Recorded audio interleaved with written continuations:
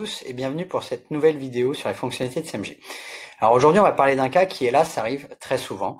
C'est quand vos contenus, petit à petit, perdent du trafic. Et là, je vais prendre un exemple concret. C'est un de nos articles de blog qui, grâce à l'optimisation de CMJ, se positionnait en première position sur le mot-clé positionnement Google.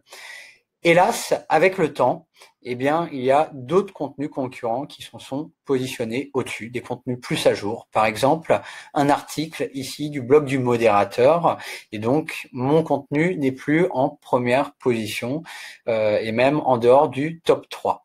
Et donc forcément, quand on sort du top 3, on perd énormément de trafic. Ça divise potentiellement par 3, voire par 5.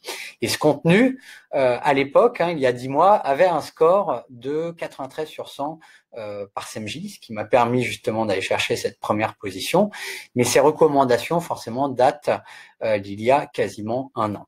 Et donc désormais, ce qu'on peut faire, c'est tout simplement mettre à jour ces recommandations par CMJ. Ce que va faire CMJ, du coup, c'est réanalyser tous les concurrents positionnés et visibles dans Google. Donc ça, c'est très utile dès lors qu'il y a des nouveaux contenus qui se positionnent sur la page de résultats Google. C'est également très utile dès lors qu'il y a un changement d'algorithme Google.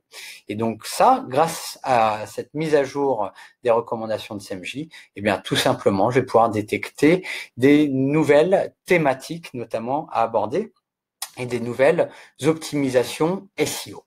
Et ça va me permettre quoi? Ça va me permettre tout simplement d'aller regagner ma première position, puisque tout simplement, je vais pouvoir optimiser au mieux mon contenu par rapport aux concurrents.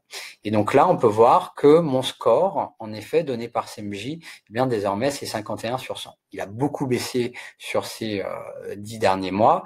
Et donc, j'ai des nouvelles thématiques proposées qui sont très intéressantes à traiter, c'est-à-dire si je veux être premier sur le positionnement Google, en effet, j'ai intérêt de parler de Google Analytics, de Search Console, de suivi de positionnement de mots-clés, de position Google, etc., pour justement améliorer mon contenu, à la fois d'un point de vue SEO, mais aussi pour l'audience. Voilà, merci à tous et n'hésitez pas à envoyer vos feedbacks.